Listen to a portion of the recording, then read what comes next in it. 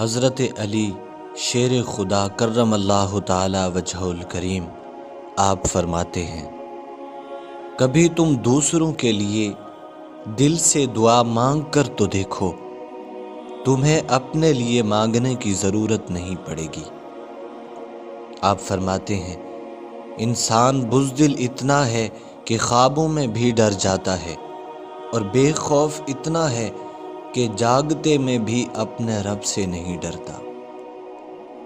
آپ فرماتے ہیں، کسی کا ظرف دیکھنا ہو تو اسے عزت دو، فطرت دیکھنا ہو تو اسے آزادی دو، نیت دیکھنی ہو تو اسے قرض دو، خصلت دیکھنی ہو تو اس کے ساتھ کھانا کھاؤ، صبر دیکھنا ہو تو اس پر تنقید کر کے دیکھ لو، خلوص دیکھنا ہو تو اس سے مشورہ کر لو۔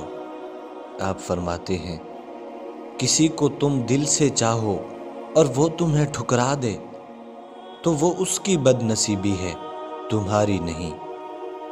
آپ فرماتے ہیں،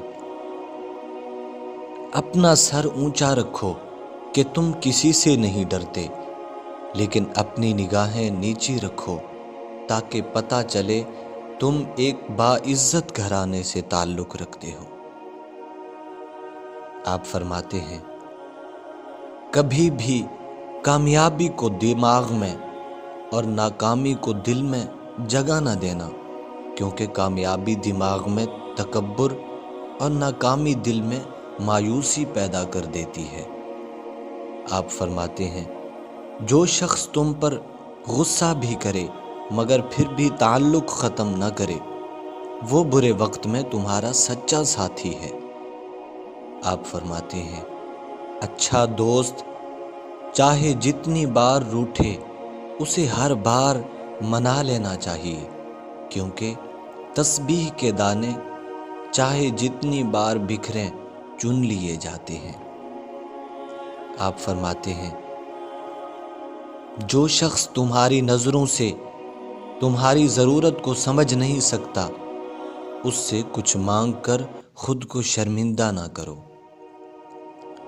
آپ فرماتے ہیں، اگر کوئی تم سے بھلائی کی امید رکھے تو اسے مایوس مت کرو، کیونکہ لوگوں کی ضرورت کا تم سے وابستہ ہونا تم پر اللہ کا خاص کرم ہے۔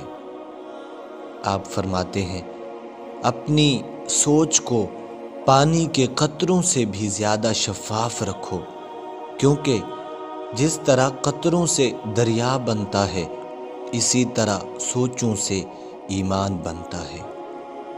آپ فرماتے ہیں، رشتوں کی خوبصورتی ایک دوسرے کی بات کو برداشت کرنے میں ہے، بے عیب انسان تلاش کرو گے تو اکیلے رہ جاؤ گے۔